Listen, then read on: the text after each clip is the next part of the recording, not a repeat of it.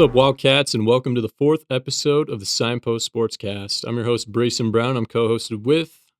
Gavin Nelson. All right, welcome, Gavin. Want to welcome everybody to the Signpost SportsCast. Today, we're going to go over the four segments that we have. Segment 1 covers our recent stories that are covered by the Signpost. Segment 2 covers the other events that happen in fall sports as well. Segment 3, we're going to cover some pro sports that are going on.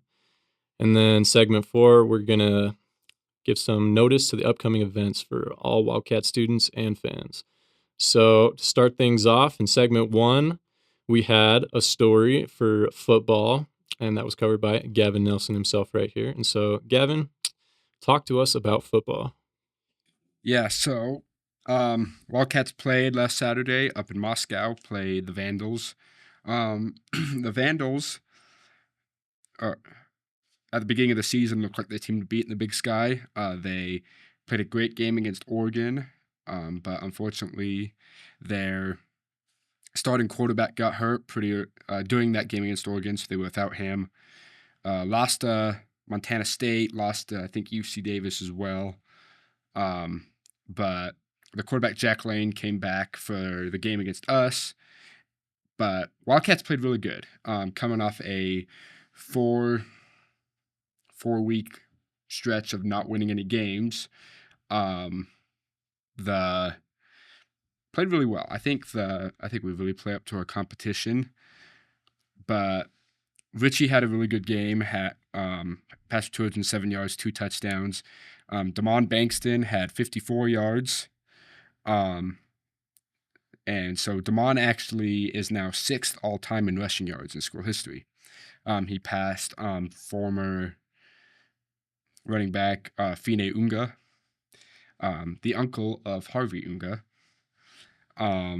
in rushing yards. He's about 300 or so yards away from number 5. Unless he has the greatest game he's ever had, he's probably not going to pass him this season. So if he comes back next season, he'll probably end up around 3rd all time. So that's pretty good for a career. Yeah, absolutely. And for some of our listeners who weren't able to attend last week's game, could you talk about the Idaho State game as well for us? Unfortunately, we have to discuss that one as well. We played the rivalry game against Idaho State. The old Train Bell Trophy came back for the first time in 50 years.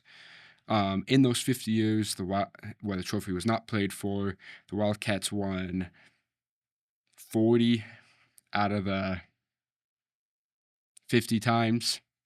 And so the Wildcats have dominated the rivalry in the past however long. In my lifetime, so I was born in 2003. In my lifetime up to this point, the Idaho State had only beaten us once. That was in 2014. The other time before that was 2002.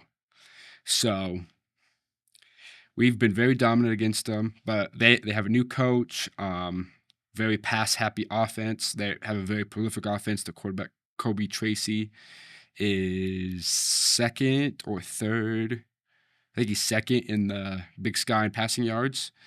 And their passing offense really tore us apart. Our offense looked good, but our defense really struggled.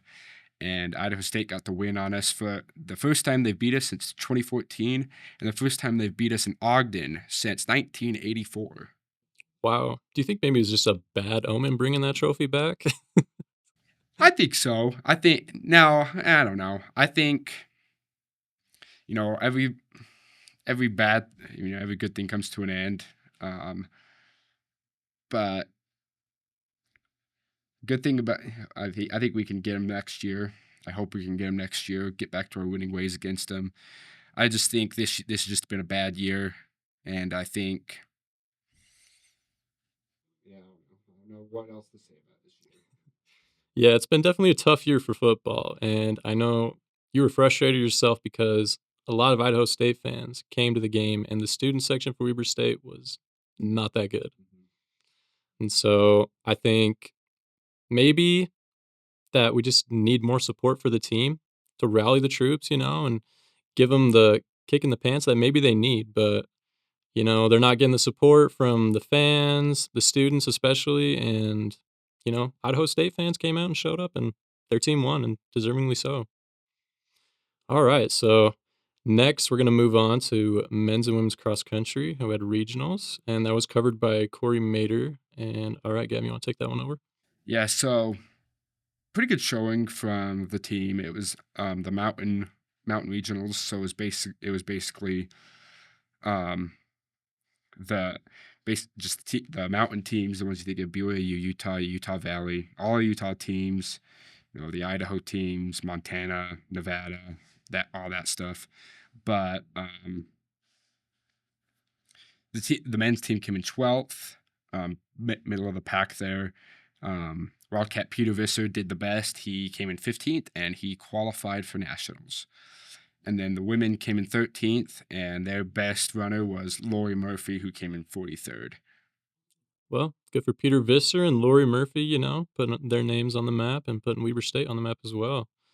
Okay, so next we're going to move on to hockey, who had two games over the past week. One versus the University of Utah, and then second versus Utah State University. And so on Wednesday last week, the team traveled to Salt Lake City and played the University of Utah.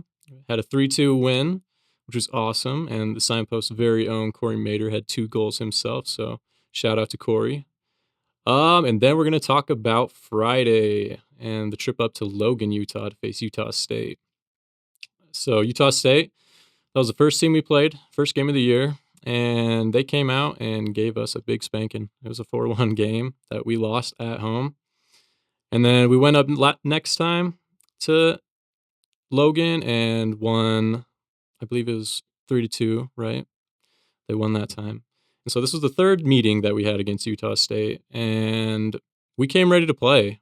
We shot out of a cannon, scored 2 goals in the first period, had a 2-0 lead, and then halfway through the second period, we scored another, had a 3-0 lead, and then came the rest of the second period. And Weber State, I think they kind of just put it in cruise control and thought they were going to come out with a dub. And Utah State, with the fans that they have, they definitely went behind them and gave them the push that they needed. And they scored 3 goals in the second period to tie the score up. And Weber State was just shocked. I mean, a lot of the goals that Utah State was getting was just sloppy goals, the puck just all over the place, and then it just randomly finds itself in the back of the net. And the Weber State goalie was just getting peppered with shots. It was insane.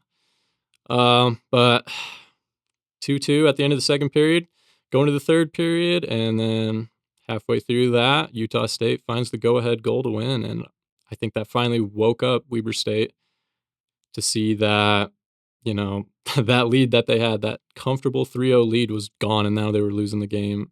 And, in rivalry games like this, weird things happen. I mean, Alabama-Auburn football game, you got the kick 6, that's a crazy thing that happened. It's just these games are always usually close, and you can't just, take it easy and think that you've won the game. You know that they're going to come back. They're going to have these fans that are rowdy.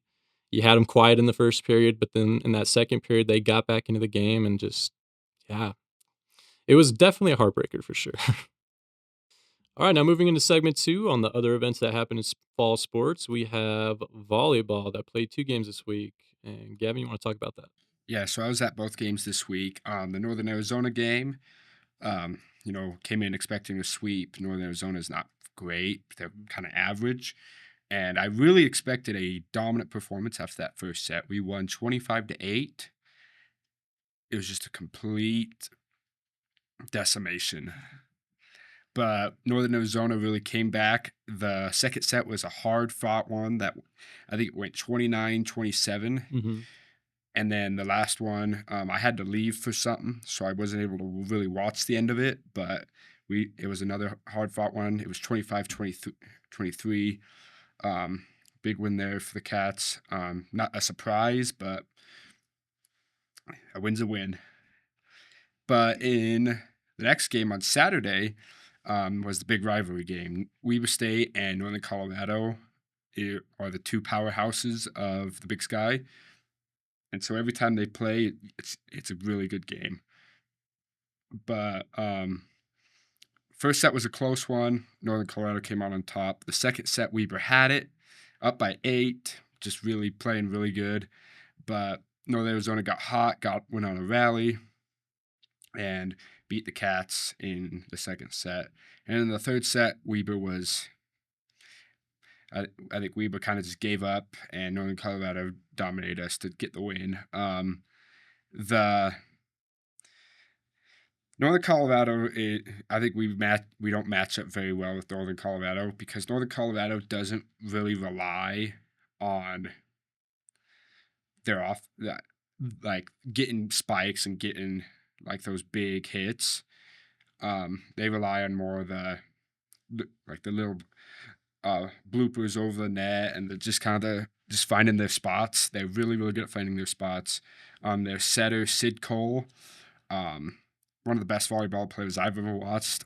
She's finally done at Northern Colorado, so we don't have to deal with her anymore because it seems like she's always there. Our block is better than theirs, but they have a lot better.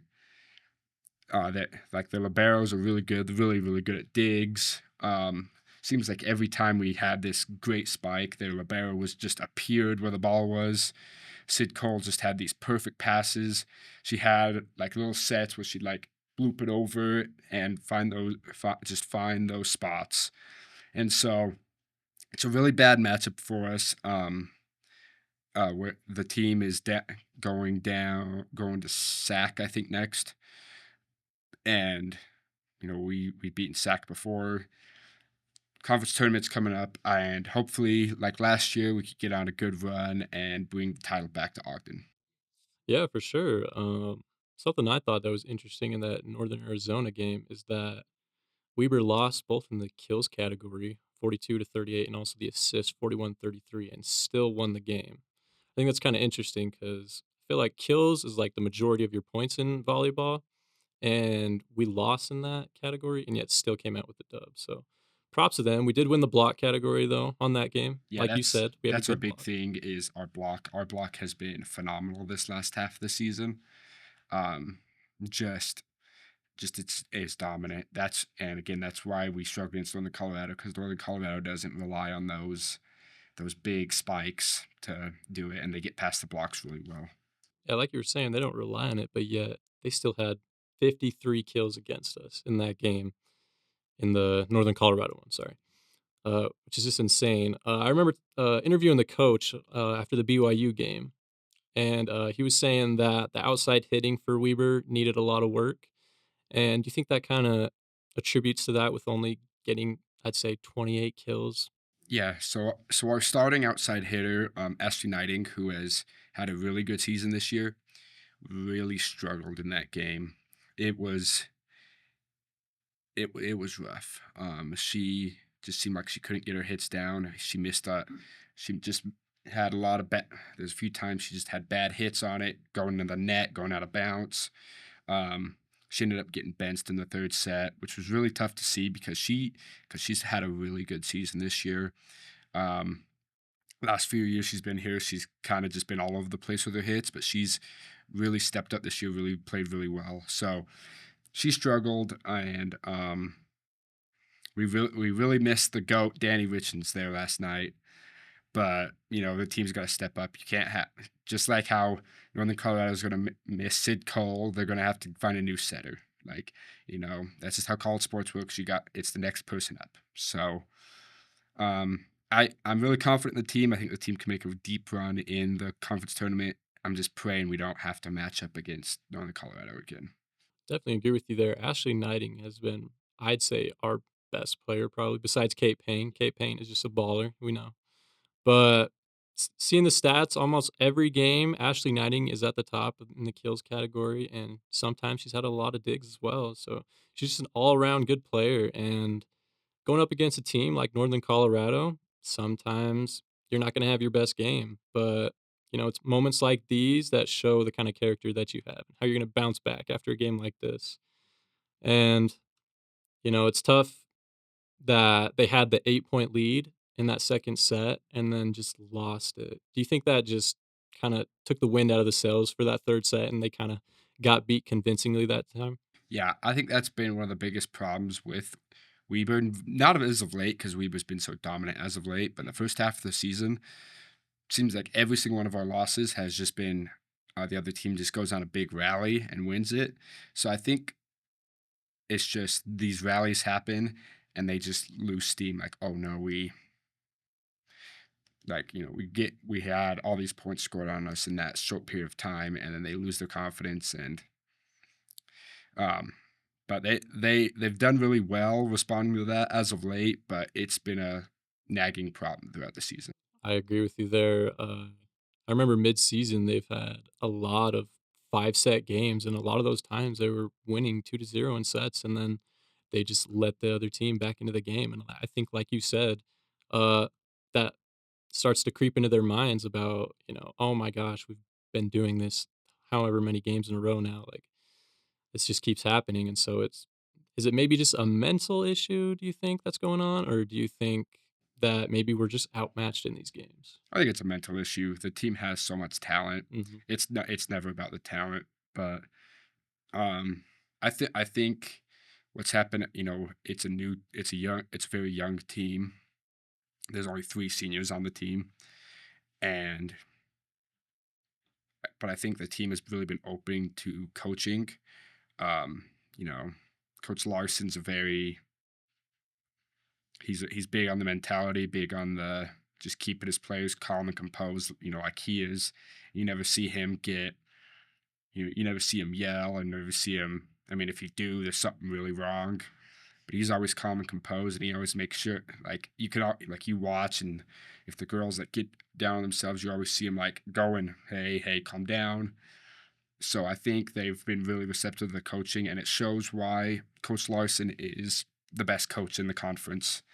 Um, they have the talent that you just got to get that mentality going. Well, we wish the best for the volleyball team. They're 13-12 overall in the season with a 10-4 record in Big Sky play. So, I mean, they're playing good in Big Sky play, which is something that is necessary for them.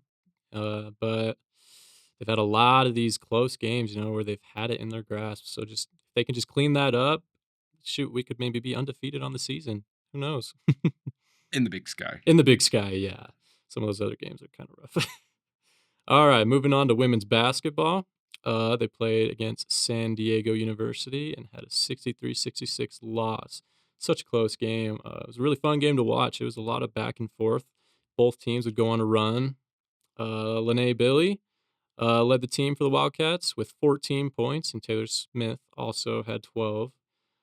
Rose Bubakar had a shot to tie the game at the buzzer. We had one final play to send it to OT, and it just hit the back of the rim and bounced out, sadly. But team shot 21 of 61 from the field and shot 6 for 23 from three, which is kind of rough. Yeah, it was. Yeah, the team didn't shoot very well, but Monet Billy had a really good game from three. That's kind of her specialty is shooting.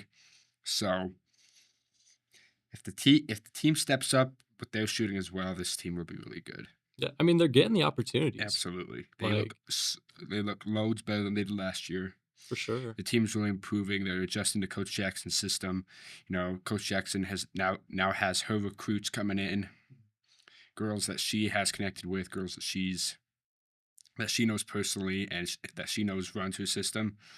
And so it's a work in progress. That's what these games are for. I think by conference, they'll be gelled together and they'll look. I don't know if they're going to be like top of the Big Sky, but I think they're a very middle of the pack team in the Big Sky, which is a big improvement from being a bottom feed the last few years. Yeah, absolutely. I mean, they won the turnover battle, only had 19 turnovers to San Diego's 21. But I think the area that kind of killed them was the points off the turnovers, where San Diego scored 26 points off of turnovers to our 19. And I mean, if we're causing more turnovers, we should be able to score more points from those turnovers. So I think that kind of just killed it. But also, they faced Utah Tech, and this game, I mean, it was a close game, 78-81 loss, sadly for Weber State, but I feel like this is a game that Weber should have won, don't you think? Yeah, it was a close game. Um, let's see, Mata Pe Let's call her Mata for now. I'll learn how to say her last name later. I think that's how you do Yeah, it. but she had a phenomenal game, 19 points. She was scoring the ball really well, but um, just couldn't just lit like they'd get close and then they just let Utah Tech go on a run. They'd get close, Utah Tech go on a run, and it seems like they just could not finish the job. Because I was I was watching the what was I watching? What were you watching, Gavin? I was okay. I was watching the BYU game and the UFC fight, but Oh, okay. I was like paying attention to it on ESPN. I was watching every so often, but I was just watching it. And I'm like, you're like, oh, they're gonna win this game. Oh, never mind. Oh, they're gonna win this game. Never mind. So the teams just got to get more consistent, not let teams go on runs. But again, it really shows the team is getting better, and that's really all I care about. I'm not expecting the team to win the conference at all, but I just want to see improvement. You know, which I've been seeing. So I'm really, really proud of this team and what they've been doing. Yeah, definitely. Kendra Parr, she had 22 points on the day, so she was balling. But Utah Tech, Chardonnay Hartley had 28 points. Something I thought that was crazy. She had 16 free throws herself. These are like James Harden, Joel Embiid numbers, and she made 13 of those 16 free throws. But I think a part that killed Weber State was Utah Tech shooting 16 of 30 from three. That's insane. And I mean, Weber still shot 12 for 34 from three, but if you're letting Utah Tech shoot 16 of 30, that's just you're you're probably not going to win that game. But all right, moving on, we got men's basketball. Cover that, Gavin. Yeah. So men's basketball has been very, very interesting this year. Um, Game against Oregon State, team looked really good the first half. It was down by 4, I think, in the first half. Then they got outscored by 19 points in the second half. I don't know what happened there. But again, Oregon State's coach was the same coach for Montana a few years ago. The Montana team that was the bane of Damian Lillard's existence, the team that made Damian Lillard never make an NCAA tournament because Montana would always beat Weber somehow, some way, every time they played. So this coach just knows how to beat Weber. But Blaze had a great game, 14 points. And the exact same thing happened against Nevada. It was a close game. In the first half, Weber was playing really well. In the second half, I don't know what happened. Just, I don't know. Terrible. Couldn't shoot. Couldn't do anything. Yeah. But then the game against Hawaii, exact same thing. But in the first half, I actually tweeted. I said, "Where's this team been? This is the team I've been looking for all season. Led 38 to 31 and a half. Looked phenomenal. But in the second half, they were outscored 26 to 19. Went 0 for 8 and then went 0 for 8 from 3. Just could not get the lid off the basket. But I think one of the biggest things was the foul discrepancy. I have my personal opinions on the refs. They were not good. But at the same time, you can't be putting yourselves in those situations. Weber was called for 29 fouls. Hawaii had 18. Alex Chu and Vasily Vucinic both fouled out in the game.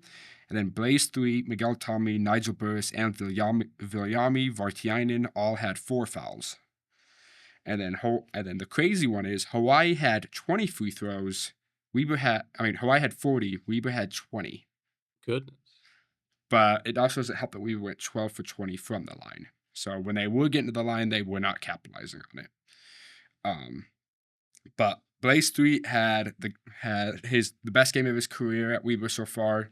Had 27 points, which was a career high, 9 rebounds, 7 assists, which tied his career high, and 5 steals, which tied his career high. And he only shot 1 3. That those were all just getting to the rim.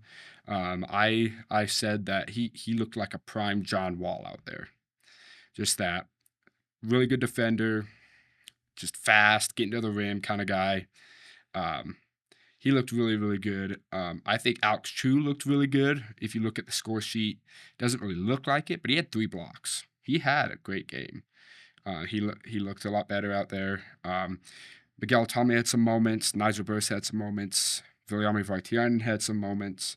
Um, Fortunately, guys like Dyson Kohler struggled. He just he's been struggling the last few games after that amazing game he had at the first game of the season. Um, so hopefully the team can get it cleaned up before then.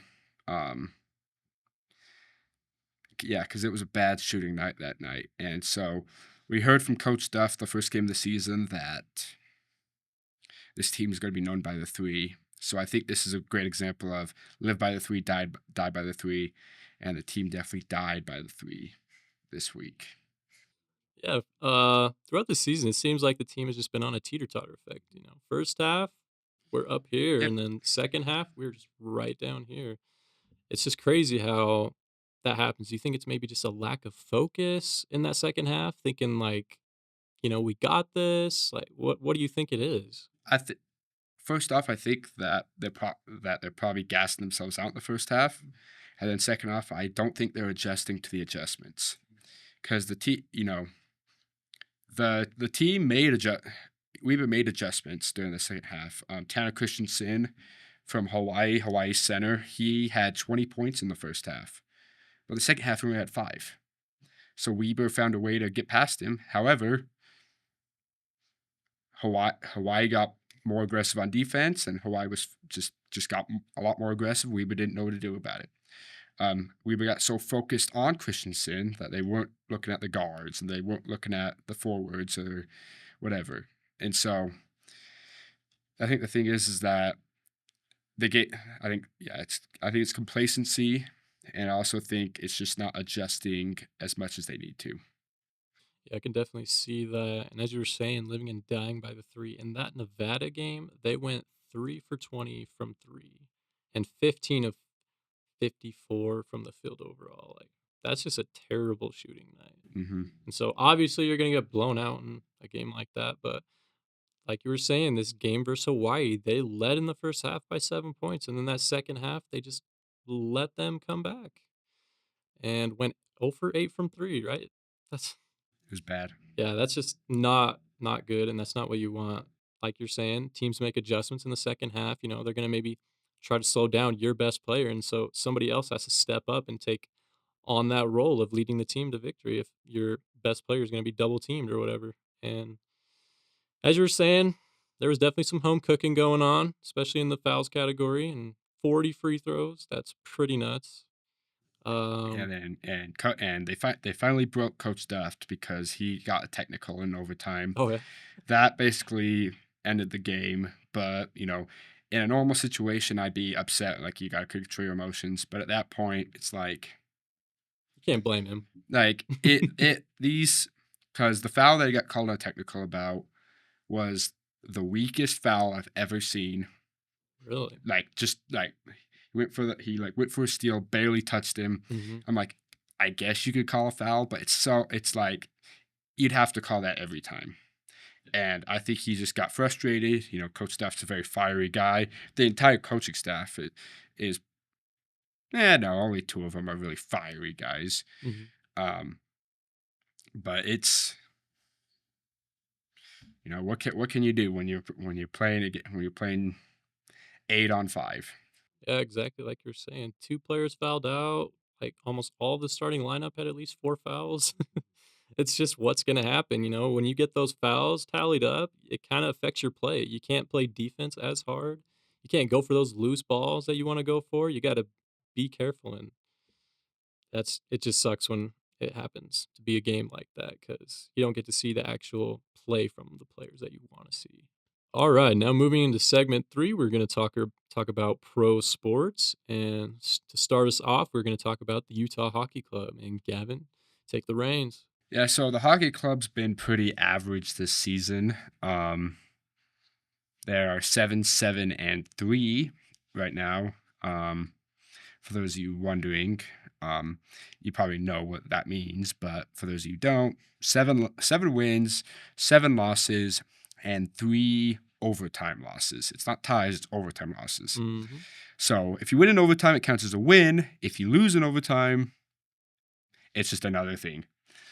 So they're 5th place in the Central Division, the Western Conference Central Division, which is middle of the pack, and they have 17 points. The most recent game was a loss to the Vegas Golden Knights, 2-4. Left winger and captain Clayton Keller leads the team in points with 6 goals, 9 assists. Right winger Dylan Gunther leads the team with 7 goals, and then center Nick Schmaltz leads the team with 12 assists. The team's next game is against the Capitals on Monday, November 18th. And I will be at that game. Dang, well, I guess you'll have to give us some insight then after that. But yeah, like you were saying, middle of the pack team, and with the 7-7-3, it's 1 point you get for an overtime loss, correct? And 2 points for a win. I believe that's what the rule is. I think so. Yeah, That's I think that's the point system. Is like you get 2 points for a win, and then if you get a loss in overtime, you still get a point. So it's kind of yeah, like soccer where you get a point for a tie, but yeah, yeah. A win is 2 points, and overtime or shootout loss is worth 1 point, and regulation is 2 points. yeah. That is from Deseret News because they need all of they gotta explain hockey to all the new hockey fans. Oh yeah, I mean hockey's becoming a super popular sport here in Utah. Uh, you know, the Delta Center's getting packed out every single time, and people are excited for the team, even though they're not doing too well, just like the Jazz. But they're still getting that support, so that's awesome. Yeah, at least the hockey club is middle of the pack Yeah, rather than the Jazz.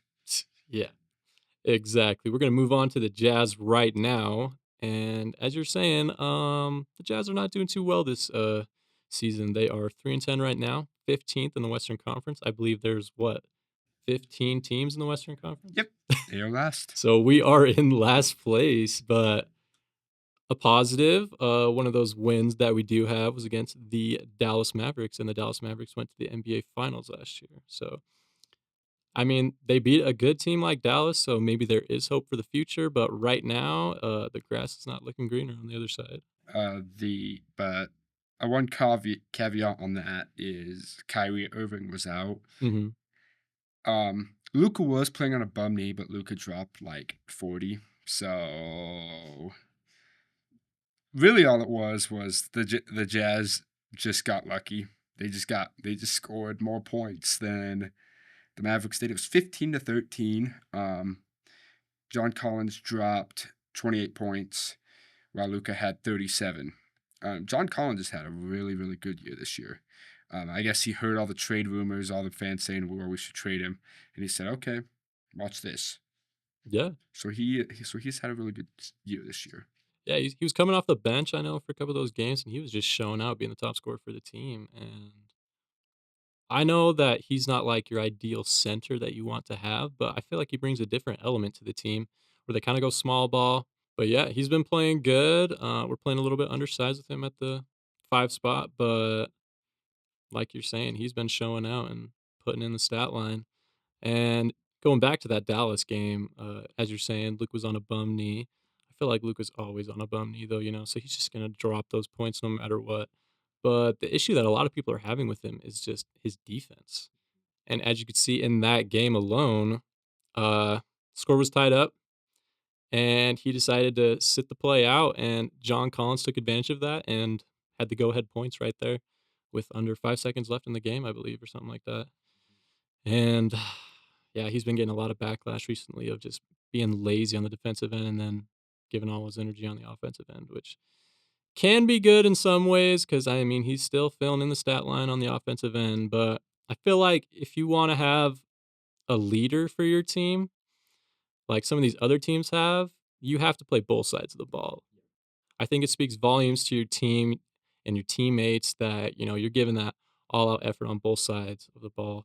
Like, I'm a Thunder fan, and their star player is Shea Gilgeous-Alexander, and dude's a menace on defense and then an absolute baller on offense. And, you can just tell that group is together and they play for one another and they know that they're all going to give their all every single minute of the game. But yeah, Walker Kessler is leading the Jazz in rebounds with 10.7. And then Keontae George leads the team in assists with 5.5. So Keontae coming into that sophomore season, having a little bit of struggles in the shooting area, but at least he's leading the team in assists. So it's just a process for the Jazz. I feel like we got to be patient and just see how the season goes on because maybe we are tanking for Cooper Flag. I don't know. I think that's the best course of action. You think so? I don't know where he's going to fit in the lineup, Mm-hmm. but it's one of those things where you draft the best player possible, get a nice front court of Markkanen, Flag, and Kessler, the widest front court you've ever seen, but fits Utah, so get Filipowski on there as well. Man, that's team right there. That's crazy. I think that could be a good lineup. I mean, Cooper Flag's going to be a huge sought out player this year. He was playing against Team USA during the summer, to prep them for the Olympics, and he was putting some work in on Anthony Davis and LeBron James.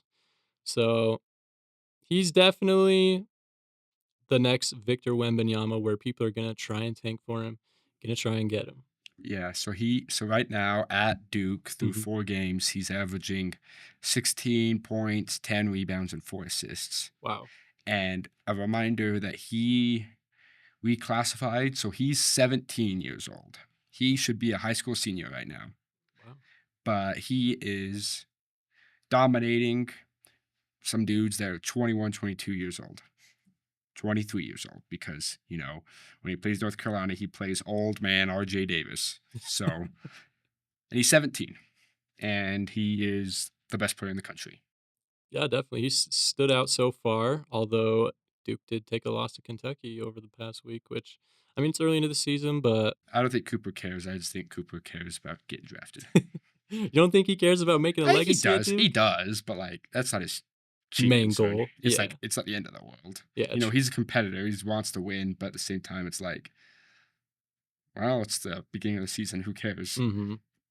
Just thought Because that was an eye opener, yeah. yeah, because no one cares about regular season college basketball. Everyone just cares about when the tournament comes around. True. March Madness, conference tournaments, all that good stuff towards the end of the season. That's a very good point. Unless But you're a Weber fan, and after you lose in the first round of the conference tournament, after a few years, you're like, "Yay, March Madness! I don't get to watch my team." see, we get to appreciate the wins during the regular season for Weber State. Even though the wins don't matter because we're a mid-major and we have to win the conference title to get a bid. Mm-hmm. Yeah. No at-large bids in the Big Sky. Yeah, it's pretty frustrating, but yeah. So hopefully the Utah Jazz can either turn it around or cross their fingers and get Cooper Flag because I know the draft lottery is kind of tough to win. But all right, moving on. We're just going to talk about the two top teams in the NBA right now. We got the Cleveland Cavaliers, who are 15-0. Their best start, I believe, in franchise history, is what I read. They're led by previous Utah Jazz star Donovan Mitchell, and also Darius Garland is on the team.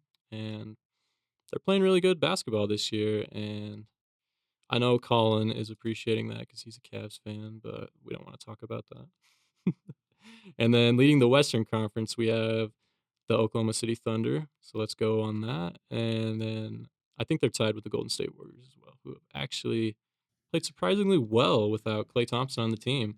Yeah, the Warriors are first right now. Oh, they're first right now? Yeah. Okay. So the Warriors did take over first with the OKC loss last night. But yeah, Golden State, they're back in the mix of it. They got rid of Klay Thompson. Well, he signed with the Dallas Mavericks and replaced him with Buddy Hield, who has been shooting lights out and playing phenomenal this season. So yeah, we'll see how the season turns out. It is early, so. But all right, next we're gonna move on to the NFL. Do you want to talk to us a little bit about that, Gavin? Yeah, so last night we saw a few games. The Lions beat the Jaguars, just decimated them. Jaguars are missing Trevor Lawrence, had to play the good old Mac Jones. The Lions have looked really, really good this year. Honestly, I'm rooting for the Lions to do better because my team is terrible. Who's your team again? Just kidding. Everybody knows Gavin is a Cowboys fan. Poor guy. It's all right. Yeah, so I refuse to watch their games now because our starting quarterback is Cooper Rush. So I am not going to be watching any more games until, I don't know. Do you think you'll maybe watch a game if they invest in shades in AT&T Stadium? Well, I don't think that'd be much help. Yeah, you don't think so? We'd have one more win. Whoop-de-doo. Yeah, you never know. But then last night, the favorite game that anyone has ever watched, the Bills beat the Chiefs. The Chiefs are not undefeated anymore. Their black magic run is over. We're all sick of the Chiefs. We talked about it before the show. We're just sick of the Chiefs. We hate the Chiefs.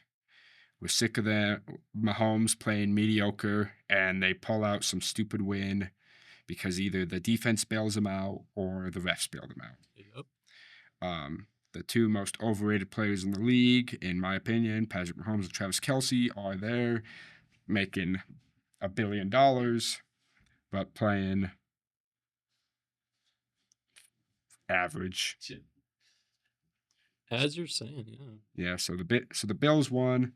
But another shout out I want to give to Taysom Hill. Taysom Hill had a historic game yesterday. It was very bittersweet for me. I liked seeing Taysom do very well. Problem is that he is on my fantasy team, but he was benched.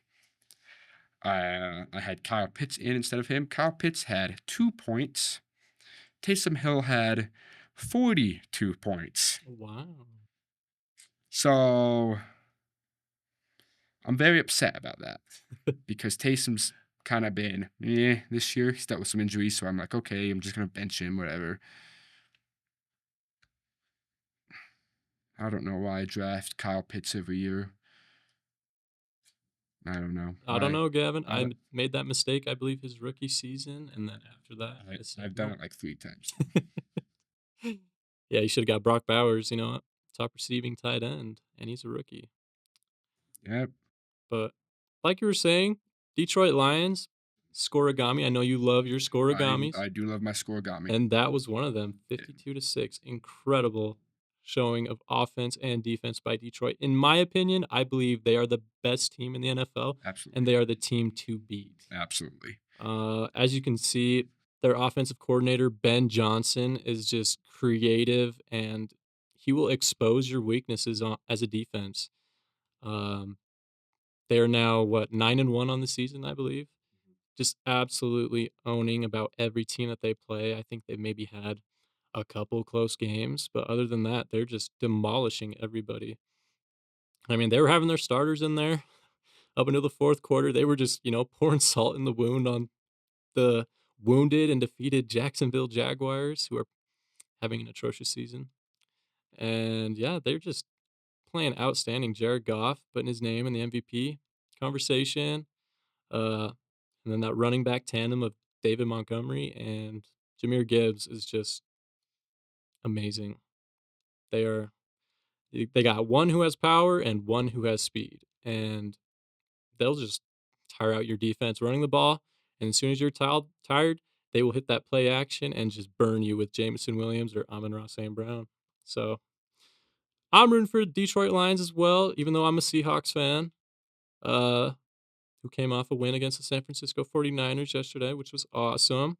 Haven't beat them in 3 years, but I I'm definitely, putting their hat in the ring for the Detroit Lions. But as you're saying as well, Buffalo Bills defeating Kansas City Chiefs. I'm pretty sure America won last night with that loss. Uh, it's just so great to see Kansas City lose. And, I have to hear about Taylor Swift.